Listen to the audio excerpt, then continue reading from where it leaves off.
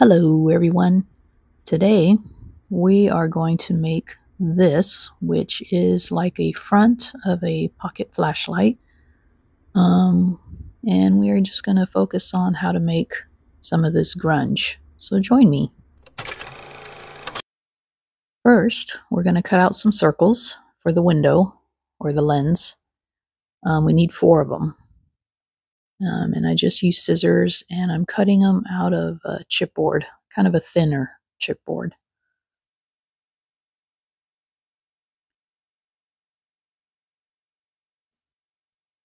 And you can use die cuts, you can use a punch, but I decided just to do it manually.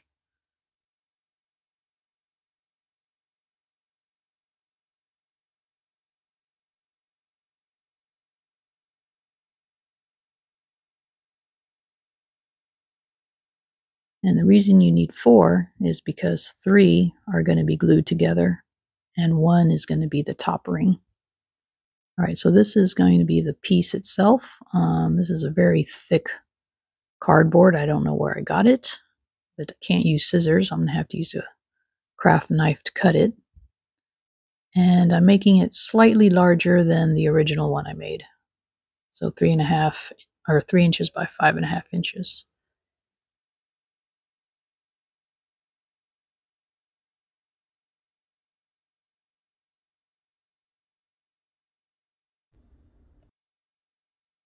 And then we're going to round the corners. So you can't use a corner chomper on this, I don't think, 'cause it's too thick. So I am going to use washi. You can use a coin, something round just to round the edges, and then cut with scissors. Here I'm sanding them. Not trying to get it perfect. I'm just sanding it to smooth out some of the more angular edges so it does appear more rounded.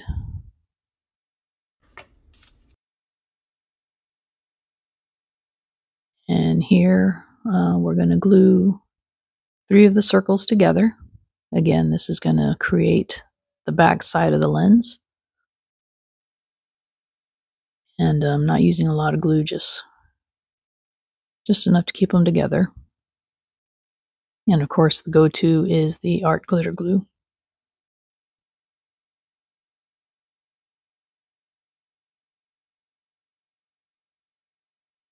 And then we'll sand that. Again, just to smooth it out a little bit. Not trying to be perfect, just smoothing it. And then I have a little piece of sandpaper that I use to do the inside.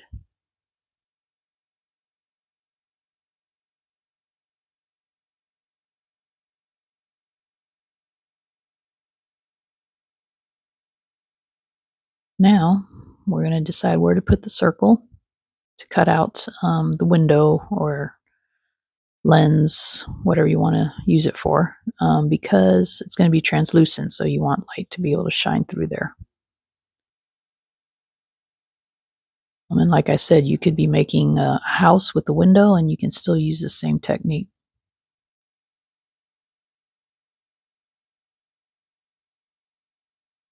You can see all the pieces sticking down, so I'm sanding those off.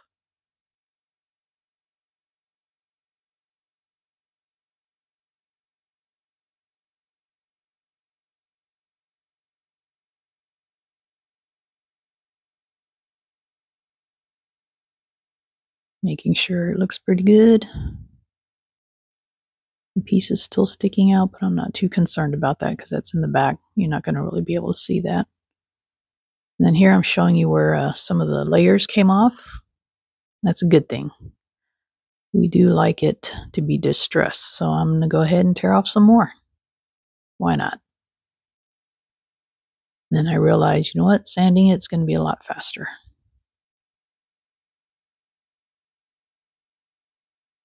Just distressing it a little bit more, adding a little bit more texture because we all love texture. So first step now is the white gesso, and don't forget you need to do your top ring because that's going to be seen. and just kind of sloppily paint it on there. Don't be neat. Again, we're going for a texture and grunge, so dry it. And then our second layer is going to be the matte medium. And a lot of people are wondering, well, if you put gesso, why are you doing matte medium? Well, I have a few reasons. One, I like matte medium because if I make a mistake with paint, I can clean it off a little bit easier with a baby wipe. Two, it's also adding more texture.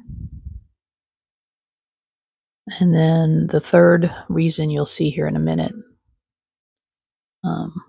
of why I like to use matte medium. I'm going to dry it. And then here I've already dried it, but now I'm showing you that if you really dry it, you're going to create bubbles. And I like those. I like those because they look like corrosion. And what I'll do if I'm trying to do this kind of a technique is I'll put a thicker layer around the edges of the matte medium and then heat it up and let it get all textured like that.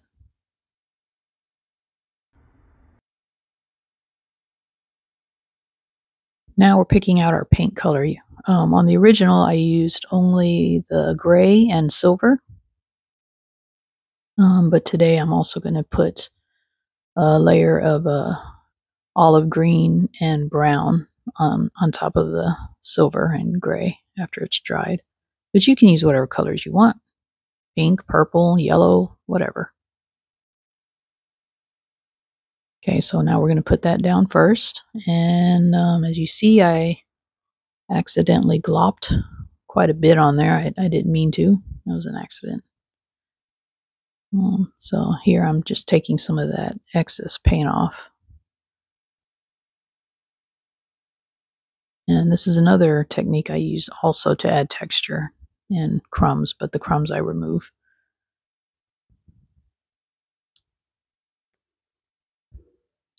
Now I'm taking my paper towel, which kind of looks corrugated, which I like. I'm just going to lay it down, gently press it. And I'm absorbing some of the wetness, but I'm also leaving some of those lines on there, which I like. Can hardly see it though with that paint color. And we'll dry it. Now we're going to do the same thing with the green and the brown.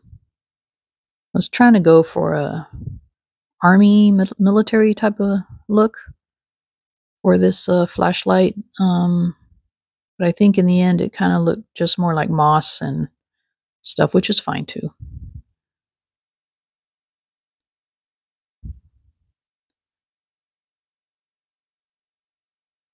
And just dabbing off the wetness. And then I realize, oh my god, I forgot to put paint on the ring. But I had some there on the paper that I could use. And then now I'm just dabbing it, blending it.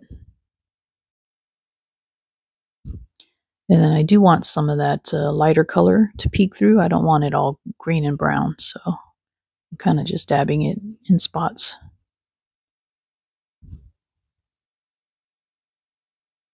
And it looks a little mottled, but that's okay. Dry it.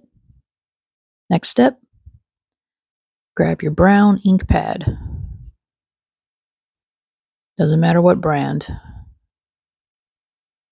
And then just rub across the top and the edges. Don't stamp down, just rub across. A permanent color is better than an oxide because you're still going to be wetting the substrate and you don't want your colors to bleed. It's looking pretty good. I like it.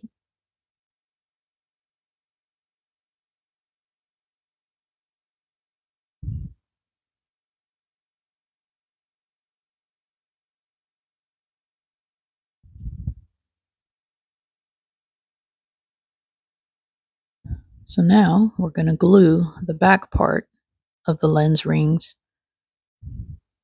and then we're going to add more matte medium. Looky there. But just around the edges. And now you guys know why I'm doing this. I'm sure you figured it out.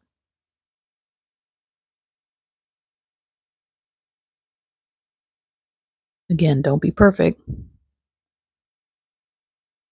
Glop it on there. And dry it. I use the high setting. And yes, I'm using my fingers. And yes, I get burned. But you're just kind of popping the bubbles and stretching it out a little bit. Stretching the glue out, kind of making it look corroded, I guess you could say.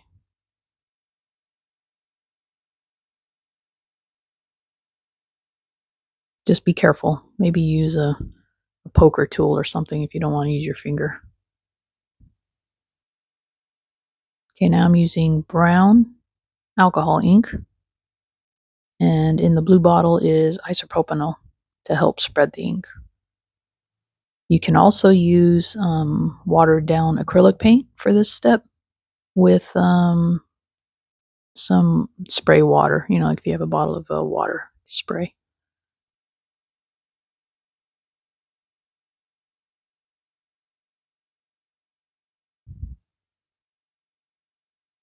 And this is where you'll see the grunge starts coming alive here.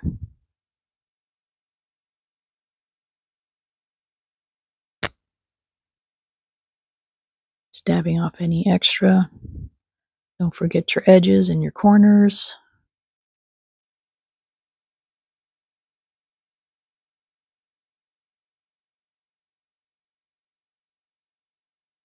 You can do as much or as little as you like. You have to kind of do it intuitively. And honestly, I don't think you can mess up.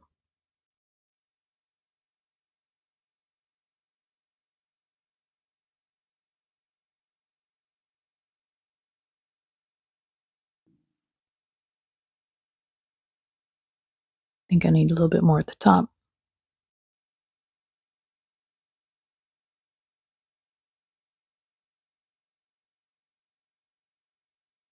And a lot of times if you see me blotting, I'm blotting where I think it's just too bold light. It's from light to dark. I want it to kind of blend. Except for the drips. I don't mind if the drips are quite obvious. But the rest of it, I do kind of want it to blend a little bit better. Like a softer look.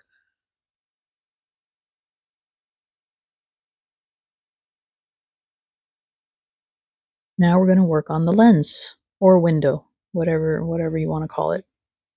And this is like a brown tissue paper I got from, I think it was in packaging of something. Again, isopropanol, and the colors I'm using for the window is brown and mint green.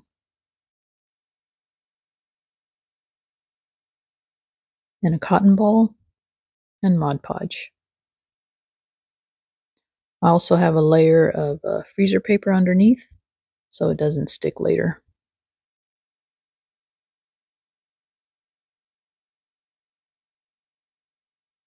And this part, you just got to do it in layers because depends on how dark you want it. And don't be deceived because if it's on the white, it looks darker than it is. So you got to kind of pick it up and hold it.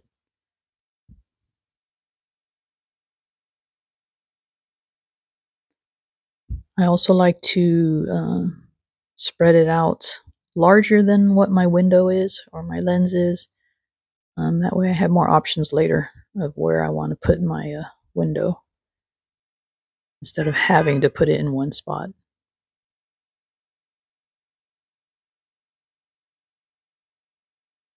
And this is my last layer.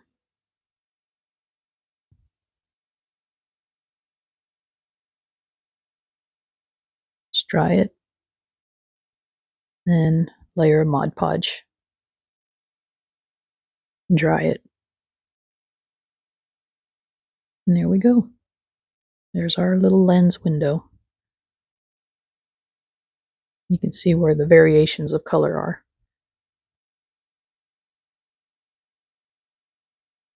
Looking for my ring, and it's right there. And now we're going to decide what part of the tissue paper we want to use. And that's all up to you, like what your preference is. Me, I like a little bit of all the colors, the brown and the green, and a little bit of no color, which I guess would be brown, light brown. Glued it down. And then we're going to cut it out.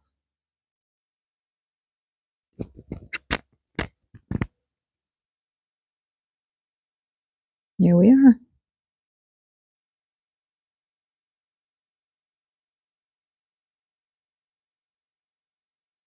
That's what it looks like.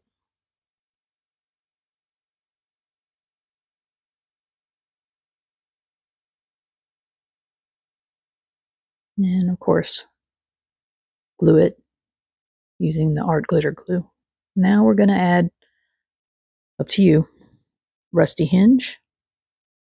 And if you don't have rusty hinge, you can also use acrylic paint, terracotta. I like terracotta for some of my rust looks. Just use a blending brush, round brush, and then blot it onto a piece of paper or onto a tissue first before you blot it onto your substrate, just to take off some of that excess. You don't put too much on at one time.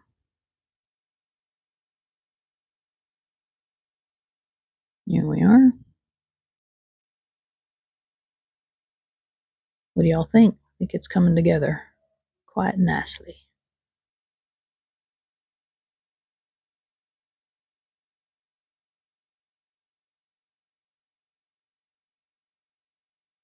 Okay, next step, we're going to make the nameplate. Now this is, I use this aluminum foil tape, but you can also use metal cardstock, metal paper cardstock. Both work fine. I just prefer the tape because it's more flexible. And I use a punch to punch in my name and number.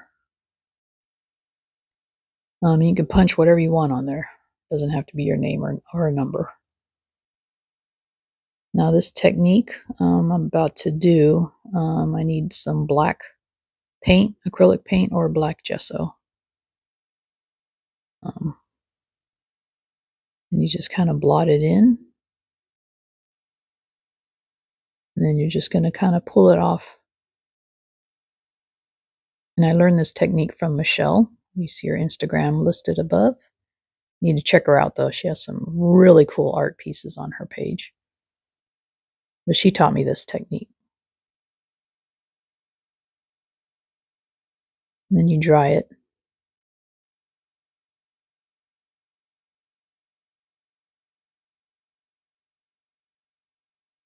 Here I already cut it out, and I'm just kind of distressing it a little bit more before I glue it down. And since it is a tape, I'm going to take the backing off and then still add a glue to it and glue it on.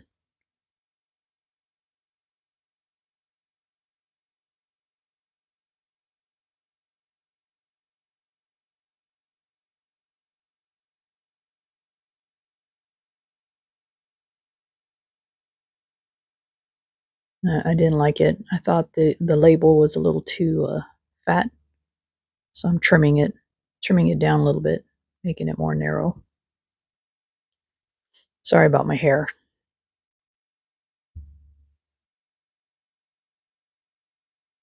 And here it looks like I'm trying to even it up, but I'm not. I'm actually trying to distress the edges a little bit, make them more, not so flat, like kind of bumpy and uneven. So like the corners, I'm just using my nail and just kind of pushing in towards the label.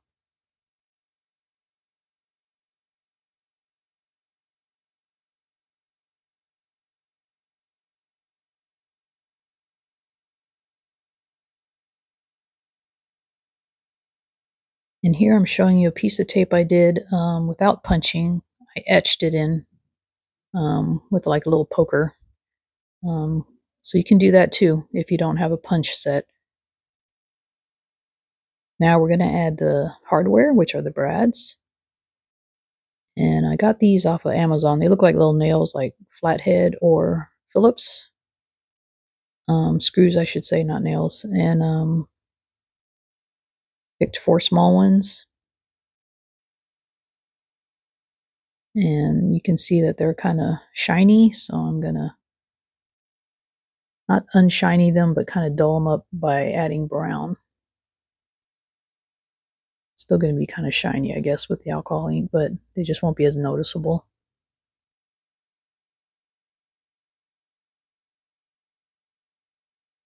And then also now I'm showing you like the original one that had like the glaze, crackle glaze on it. So that's going to be our next step. And that's what I use for my crackle glaze.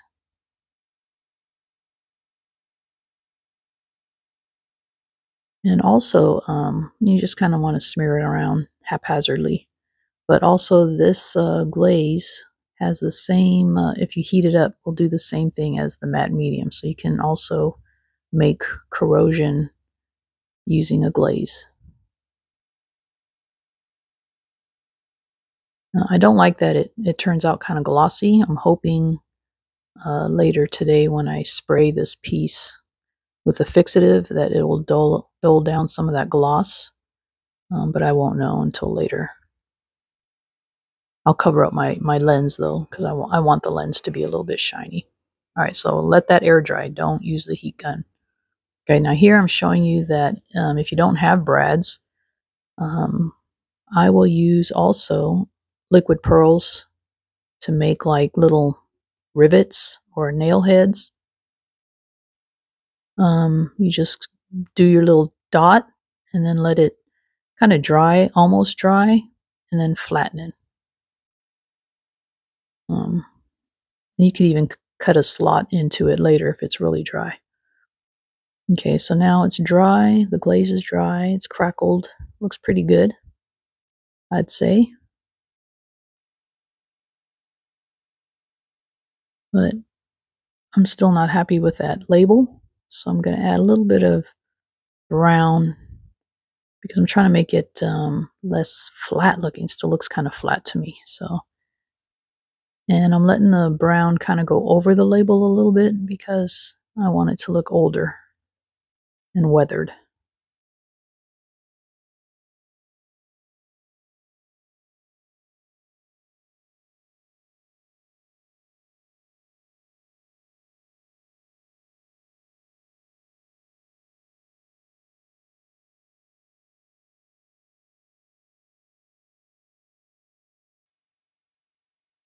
Okay, not quite done yet though. I think we all need some more rusty hinge. Is there such a thing as too much rusty hinge? I couldn't tell you because I don't think I've reached that point yet. But just a little bit this time. Just around the edges mostly.